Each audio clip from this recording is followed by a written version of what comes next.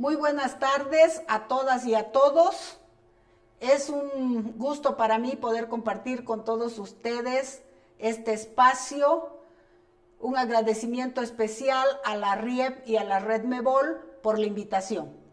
El tema que quiero compartir esta tarde con ustedes se llama colonialidad y evaluación. Un tenso dilema. No es un tema concluido, sino lo que quiero compartir con ustedes hoy son más bien reflexiones en torno a las críticas al paradigma del desarrollo desde la colonialidad. Y precisamente cuando hablamos de colonialidad, nos estamos refiriendo siempre al hecho colonial. Un conjunto de procesos y aparatos de dominio político y militar que se desplegan para garantizar la explotación del trabajo y la riqueza de las colonias en beneficio del colonizador. Este proceso, llamado colonialismo, ya concluyó en América a finales del siglo XVIII y en África y Asia en el siglo XX. Concluye gracias a las guerras de independencia descolonizadoras que se dieron en América, África y Asia. Entonces, si el colonialismo ya concluyó a través de procesos descolonizadores, ¿qué es lo que continúa? ¿Por qué seguimos hablando de colonialidad? Lo que continúa precisamente son los resabios de esa guerra colonizadora. Ese patrón de poder que opera a través de la naturalización de jerarquías territoriales, raciales, culturales, epistémicas, que posibilita la reproducción de las relaciones de dominación, es lo que llamamos colonialidad. La colonialidad, entonces, es un patrón de poder que no solo va a garantizar la explotación por el capital de unos seres por otros a escala mundial, sino que sobre todo, y esto es lo que nos interesa en el tema que estamos planteando, sobre todo este patrón va a subalternizar los conocimientos, las experiencias, las formas de vida de quienes son así dominados y explotados por este patrón. Sus esquemas de pensamiento, sus marcos de acción van a devenir inferiorizados. ¿Cuál es el mecanismo para resistir a la colonialidad? Lo que llamamos decolonialidad. La decolonialidad no es otra cosa que procesos que buscan trascender históricamente la colonialidad o modernidad colonial. ¿Qué es la colonialidad del poder? El concepto de colonialidad del poder se lo debemos a Aníbal Quijano. Aníbal Quijano es un filósofo peruano que viene trabajando estos temas desde los años 60. Para Quijano, la colonialidad del poder es un patrón, como ya lo dijimos, un patrón de poder, un modelo de ejercicio del poder del capitalismo global eurocentrado, que tiene la particularidad de clasificar de manera universal a las gentes en función de la invención de la raza, de tal manera que la población mundial deviene merced a la diferencia racial en inferiores y superiores, o en superiores e inferiores para el ejercicio de la dominación. Este patrón de poder, al clasificar de esta manera a las gentes, lo que hace es concebir lo humano desde lo biológico, desde la contingencia racial, desde la contingencia del color de la piel, creando nuevas identidades geoculturales y sociales que no habían antes del hecho colonial. ¿Qué identidades se constituyen? el europeo, el indio, el africano. Todas esas identidades son identidades raciales. Este patrón de poder, este modelo de poder que llamamos colonialidad, opera a través de relaciones de dominación, de explotación y de conflicto que se dan entre actores sociales que pretenden disputarse el control de 4 grandes ámbitos de la existencia humana. ¿Cuáles son esos ámbitos? El sexo, el trabajo, la autoridad colectiva y la subjetividad, intersubjetividad. ¿Qué es la colonialidad de género?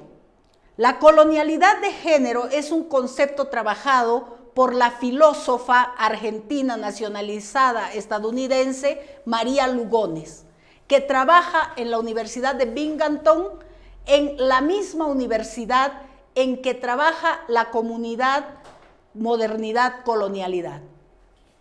La colonialidad de género no es otra cosa que la introducción del dimorfismo biológico, de la dicotomía hombre-mujer, del heterosexualismo y del patriarcado en el patrón de poder colonial. ¿Qué significa eso?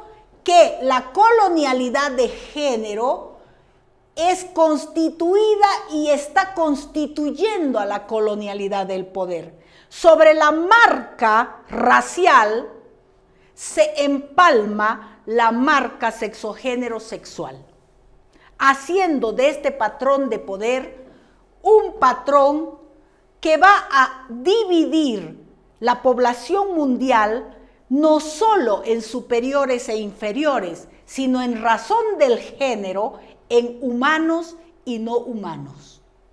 Los humanos van a ser los superiores, los racionales, los civilizados, los modernos, mientras que el mundo conquistado va a hacer referencia a lo no humano, inferior, tradicional, irracional, primitivo, etc. Este juego del ejercicio del poder se instala gracias al imperio de la razón.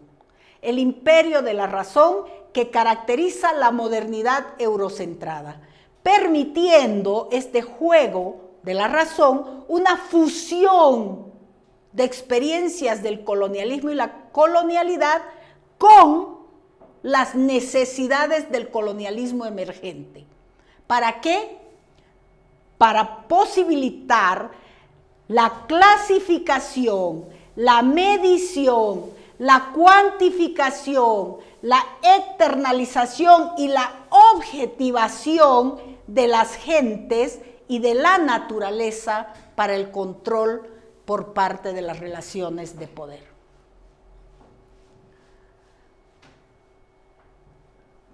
Si nosotros hacemos un zoom un poco más fino en relación a la colonialidad del género, vemos que los ámbitos sobre los cuales opera la colonialidad del poder, que son el sexo, el trabajo, la autoridad y la subjetividad, están permeados por la colonialidad del género. Lo que le interesa a este patrón de poder es el control de recursos y productos de cada uno de estos ámbitos. Recursos y productos del sexo, recursos y productos del trabajo, recursos y productos de la autoridad, recursos y productos de la subjetividad. Cada uno de estos ámbitos constituye en definitiva la integralidad de lo humano. Recursos y productos del sexo, recursos la erótica, productos la vida.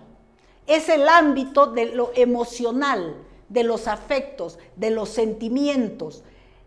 Este ámbito se realiza en un lugar, en un espacio determinado que es la familia. ¿Quién es la cabeza? ¿Quién es el control de ese ámbito de poder? El marido.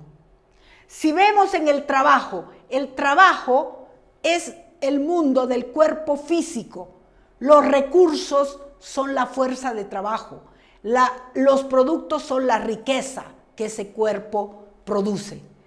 Este mundo del cuerpo se realiza en el taller, la fábrica, la oficina. ¿Quién controla ese ámbito? El patrón, el jefe.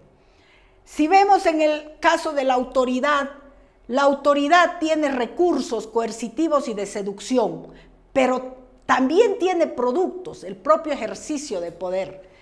El mundo de la autoridad es el mundo de la voluntad, el mundo de lo volitivo. Ese mundo se realiza en instituciones, en el Estado, y tiene a su cargo un jefe. En el ámbito de la subjetividad, que es el mundo de la mente, de lo cognitivo, de los saberes, los productos son los recursos son los mismos saberes y los productos es la producción subjetiva, la constitución de sujetos. Este ámbito tiene múltiples realizaciones. Se realiza en las escuelas, en las iglesias, en los ejércitos, y cada uno de esos ámbitos está manejado o está controlado por un determinado sujeto. ¿Qué tienen en común todos estos sujetos? Que son masculinos. El ejercicio del poder en estos ámbitos de control, en estos ámbitos de interés del patrón de la colonialidad del poder y de la colonialidad de género, es un patrón patriarcal colonial. Un patrón que llamamos sistema moderno colonial patriarcal de género. En este sistema se dan relaciones de dominación, sobre todo en estos ámbitos, relaciones de explotación y relaciones de conflicto que atraviesan cada uno de ellos. ¿Y qué tiene que ver la evaluación con todo esto? La evaluación tiene muchísimo que ver, porque la evaluación es parte de uno de los paradigmas a través de los cuales se reproduce la colonialidad del poder en general y la colonialidad de género en particular. ¿Cuál es ese paradigma? El paradigma del desarrollo. La colonialidad del desarrollo comienza a visibilizarse a partir de los años 90, con las críticas que comienzan a surgir en torno de este paradigma y sus efectos en los países en los cuales se interviene. El paradigma del desarrollo aparece en 1949. Son casi 70 años que este paradigma se está desarrollando en los países así devenidos subdesarrollados. ¿Qué es el desarrollo? El desarrollo es un conjunto de discursos civilizatorios y un conjunto de formas prácticas de llevar adelante esos discursos. El paradigma del desarrollo es un conjunto de discursos civilizatorios y un conjunto de prácticas inducidas que constituyen casi una creencia. En torno del desarrollo se despiertan pasiones, se despiertan ideologías. Son formas entonces discursivas y prácticas que inciden de manera directa y radical en muchos casos sobre determinadas realidades, en el caso de nuestros países reproduciendo la colonialidad. ¿Cómo ocurre esto? El desarrollo tiene un gran aliado, el conocimiento científico. A partir del conocimiento científico se crean imágenes estereotipadas y esencializadas de los sujetos de los países en desarrollo. Se crean estereotipos del otro, el otro como atrasado, subdesarrollado, en estado de permanente y eterna carencia. Estos conocimientos científicos siempre fueron aliados del desarrollo. ¿Cuál es el dogma que guía el actuar del desarrollo? Que todos pueden ser como los desarrollados. Y cuando decimos que todos pueden ser como los desarrollados, entre líneas estamos haciendo referencia a otro paradigma, el paradigma evolutivo, el paradigma darwiniano de la evolución. ¿Qué dice ese paradigma? Dice que evolucionar es crecer, es madurar, es pasar de lo inferior a lo superior. El discurso del desarrollo, por lo tanto, va a ser un discurso basado en la solidaridad, basado en la compasión que el desarrollado tiene respecto al no desarrollado. Solidaridad y compasión que lo lleva a actuar como imperativo moral, de manera que los desarrollados se consideran en la obligación ética y moral de ayudar a los subdesarrollados a desarrollarse. De esta manera se naturaliza la intromisión, porque ya no miramos que son estrategias de intromisión de los países hegemónicos en países periféricos como los nuestros.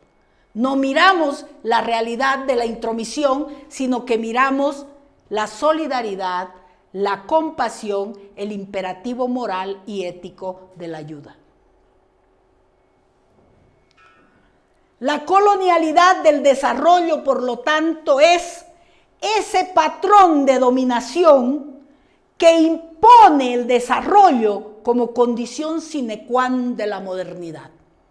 No hay otro telos, otro fin posible para los países periféricos que no sea el desarrollo.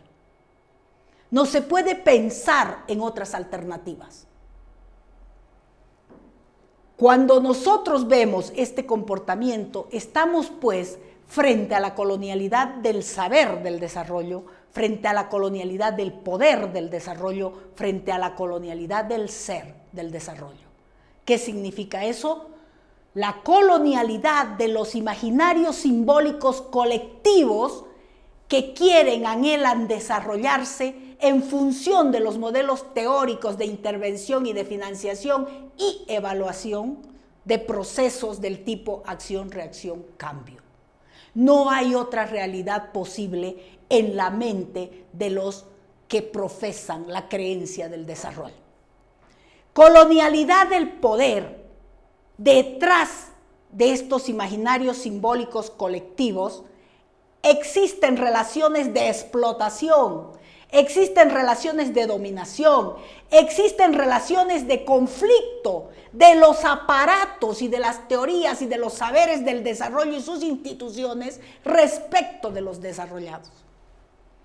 Colonialidad del ser quiere decir que en esta relación de colonización de los imaginarios, en estas relaciones de explotación, dominación y conflicto, surge pues un sujeto.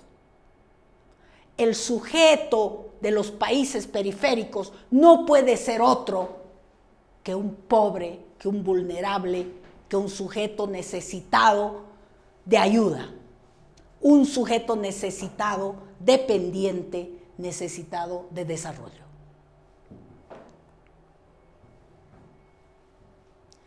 La colonialidad del desarrollo, entonces, se materializa de dos maneras. Por un lado, funciona como un nuevo mecanismo de penetración de valores, de principios, de esa modernidad eurocentrada que va a normar e imponer modelos de vida sobre el sujeto necesitado. Y por otro lado, a través de discursos etnocéntricos que van a legitimar la intervención externa como si ésta fuera natural e incuestionable. Como si los esquemas ideológicos que vienen con esa intervención fueran superior a todo lo que se produce en los países subdesarrollados.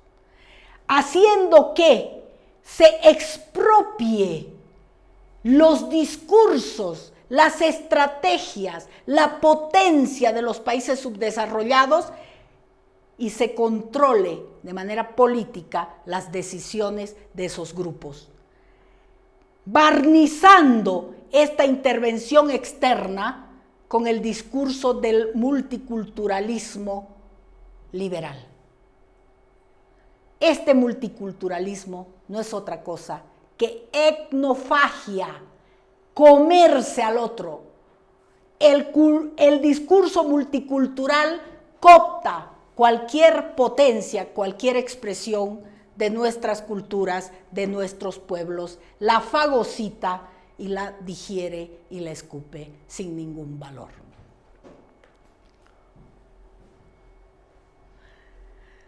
¿Y qué tiene que ver esto con la evaluación?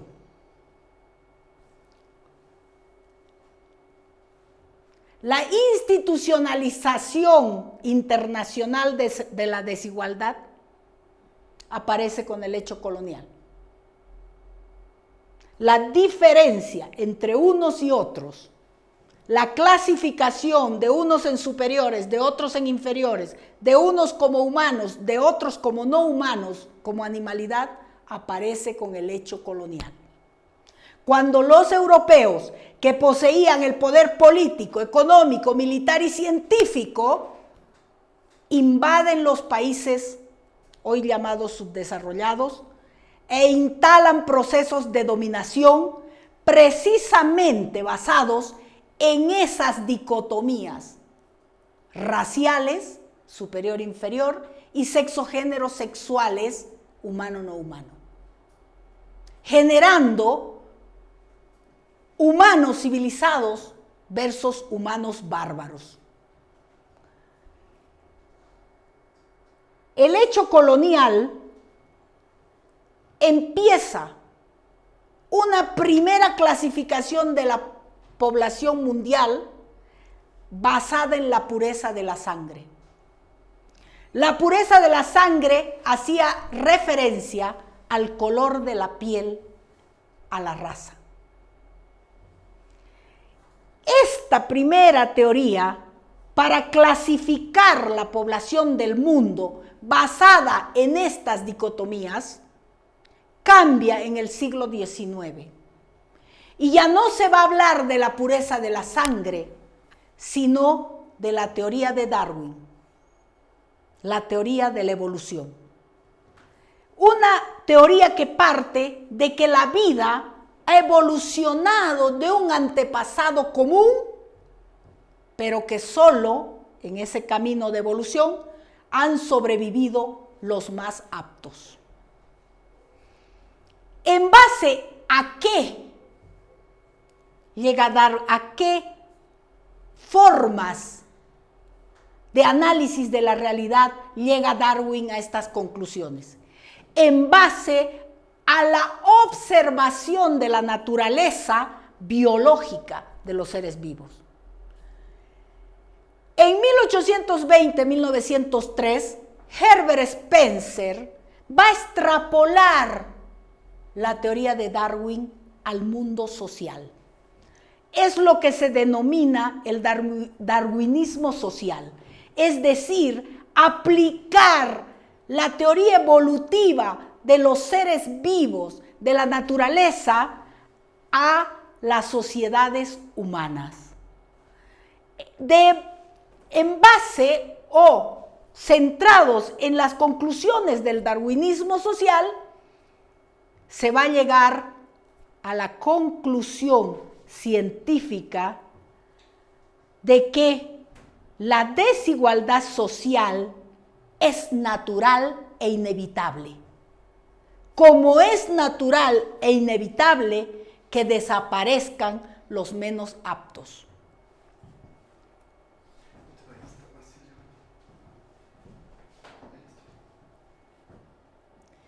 ¿Y cuál es la relación de todo eso con la evaluación? ¿Cuál es la relación entre evaluación y evolución? La evolución, hemos dicho, se relaciona con idea de desarrollo y progreso.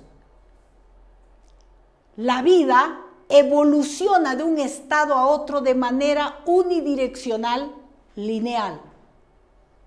En esa evolución, los organismos compiten por la sobrevivencia y obviamente sobrevive el más fuerte. La evolución, entonces, legitima la desigualdad porque sobrevive el más fuerte. ¿Qué hay en el sustrato de la sobrevivencia del más fuerte? La diferencia natural, entre comillas. ¿Quién legitima esta desigualdad? La desigualdad se legitima en base a evidencia científica. ¿Quién proporciona esa evidencia científica? Una ciencia llamada positivismo, a través de sus metodologías, herramientas y expertos. La evolución, entonces, a través de la racionalidad evolucionista, implica nada menos que un camino natural hacia la perfección. ¿Cuál es ese camino natural hacia la perfección? La sociedad capitalista. La sociedad capitalista, basada en sus leyes naturales de mercado y en su competencia perfecta, con su paraguas global, la economía, va a ser el sustrato que va a estar a la base del desarrollo y del progreso.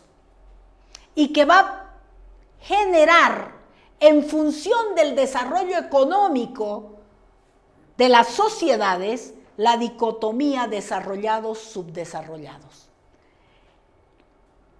En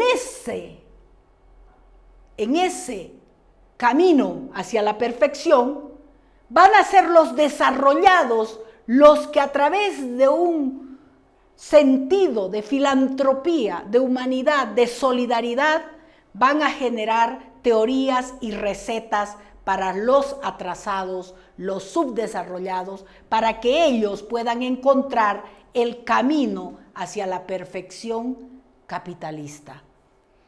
Obviamente, estas teorías y estas recetas jamás van a tocar las estructuras de la desigualdad. Simplemente van a poner maquillajes a través de la inversión en capital humano para corregir estas desigualdades naturalizadas en la carrera evolutiva. De esa manera, la evaluación va a legitimar de manera científica la desigualdad y el racismo.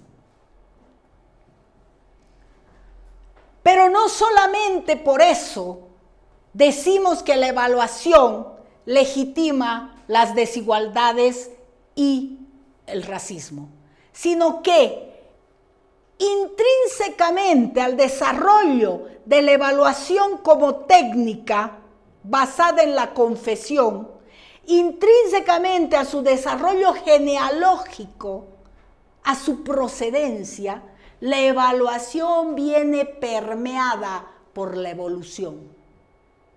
Evaluación y evolución siempre han estado en un tenso conflicto. ¿Por qué? Porque la evaluación es concebida desde sus inicios como un mecanismo de clasificación, de medición, de valoración selectiva de los más aptos. En la base de este mecanismo está el discurso de la calidad,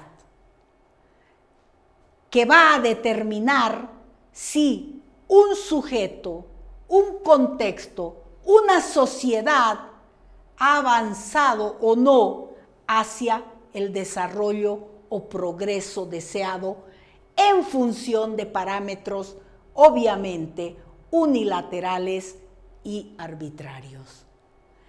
La evaluación bebe del darwinismo social que justifica la desigualdad social vista como algo natural.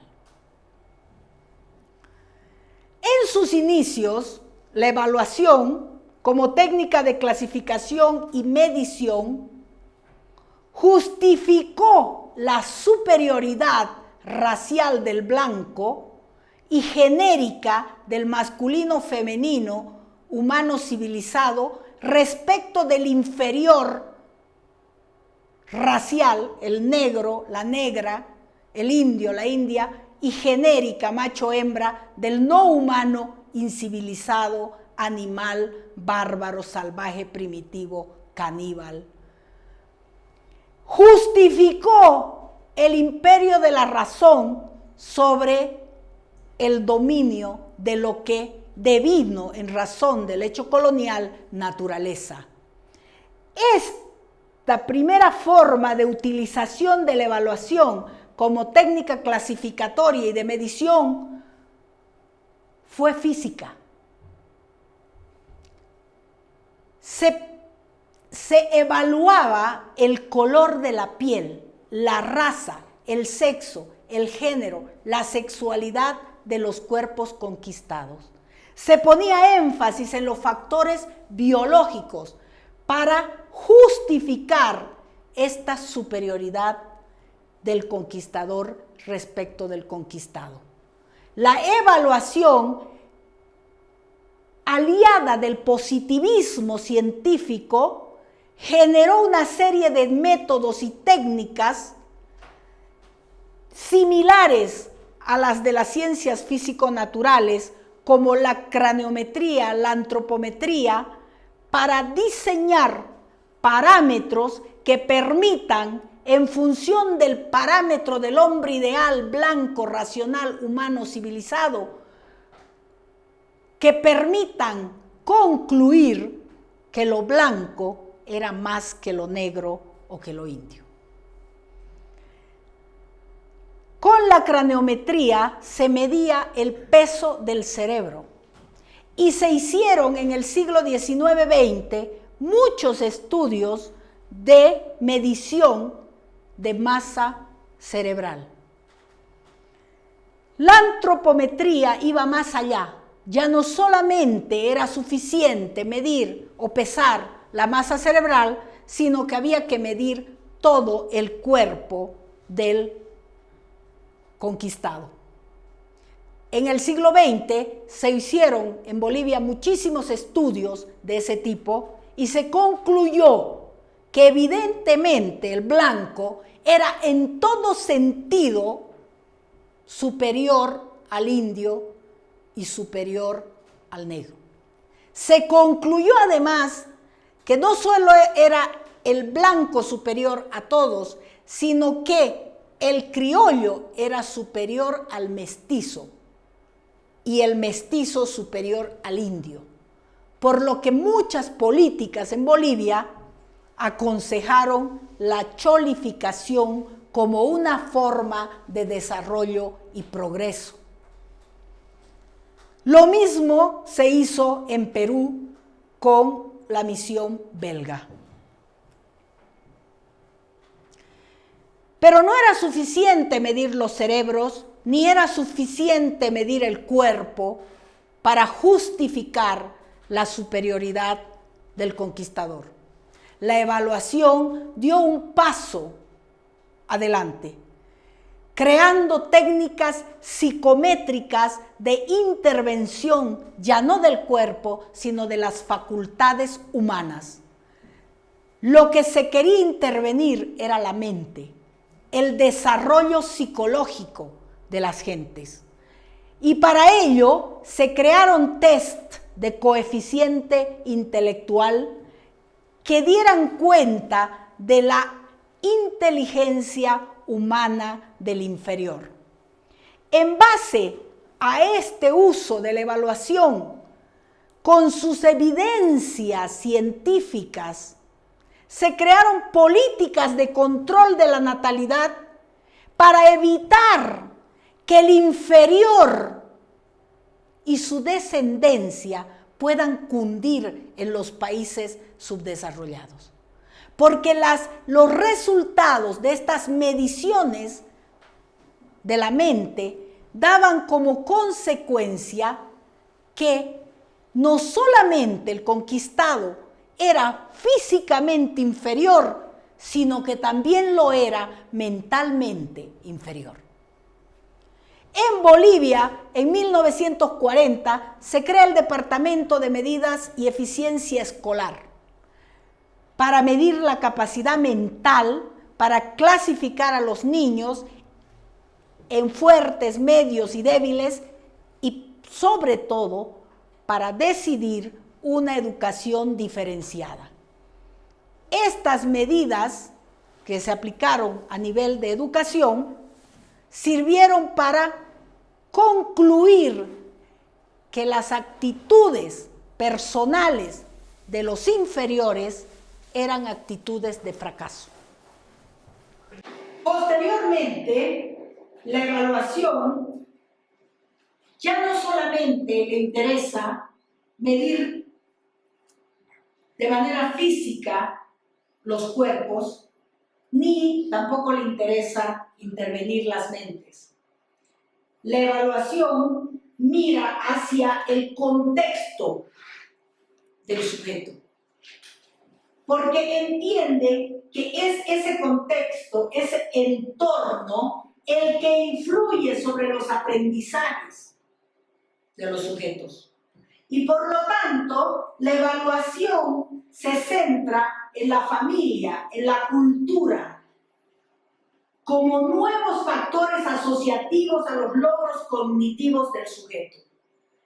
La familia, la cultura, están insertas en estructuras sociales jerárquicas, y es allí precisamente donde se define el acceso y el control a la riqueza, al prestigio, al poder.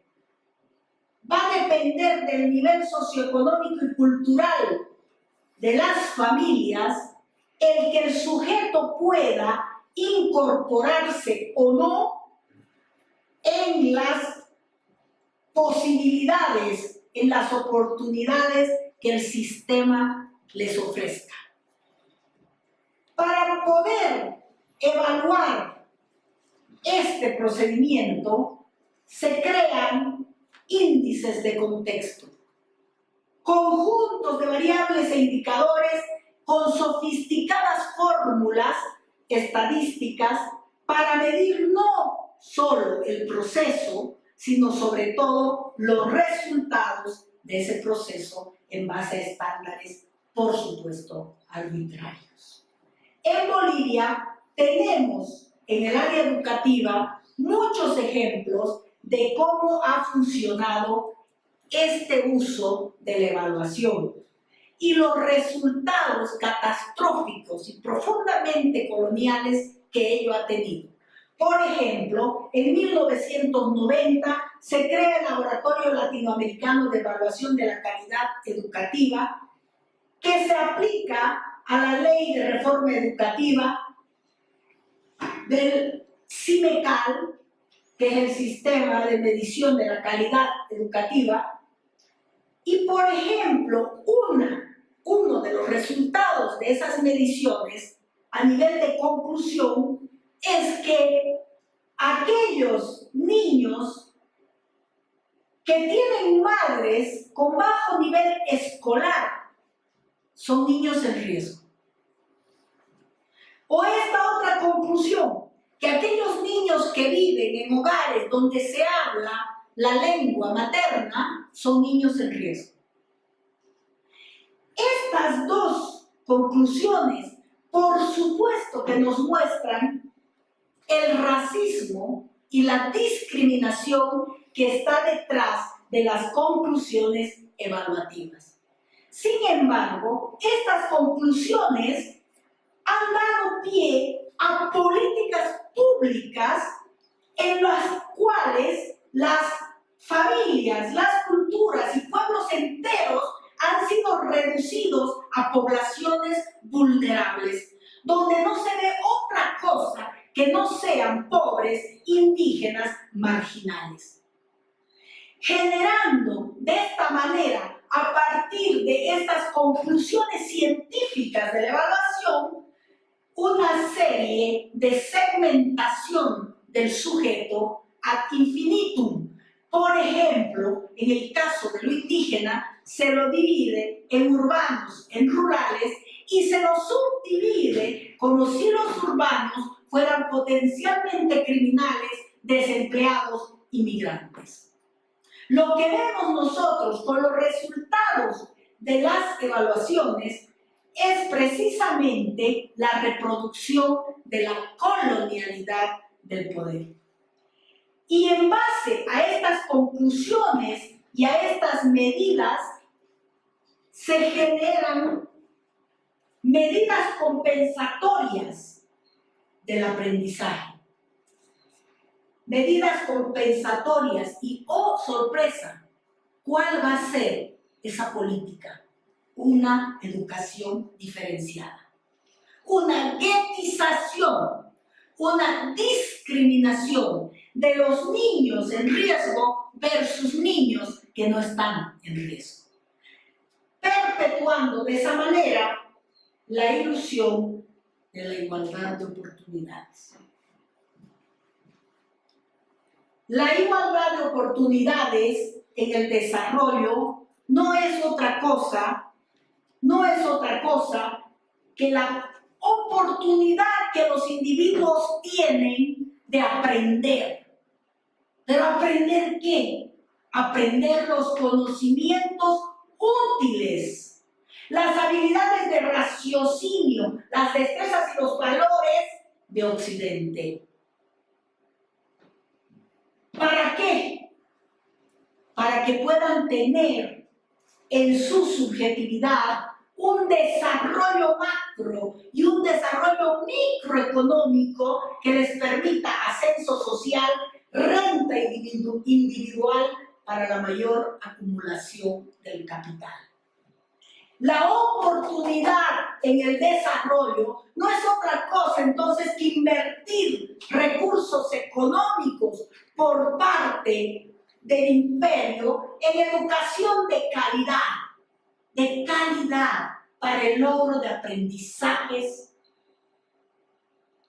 insertos en la lógica de acumulación del capital.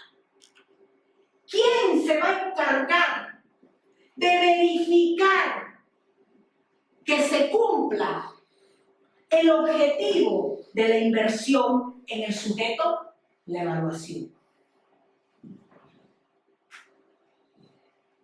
De esa manera,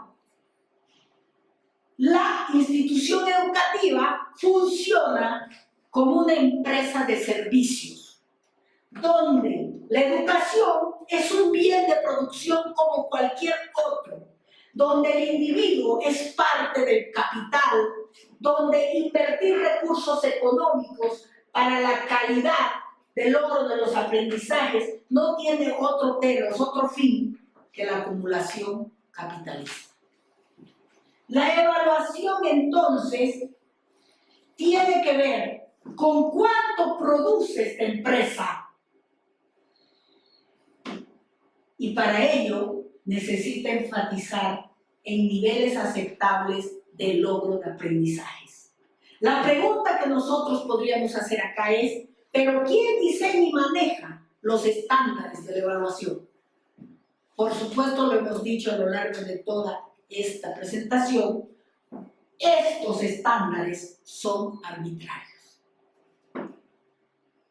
En el sustrato de esa arbitrariedad, por supuesto, podemos intuir organismos supranacionales, entre los cuales, claramente, con el paradigma y de manera directa, con el paradigma del desarrollo, se encuentra la cooperación internacional.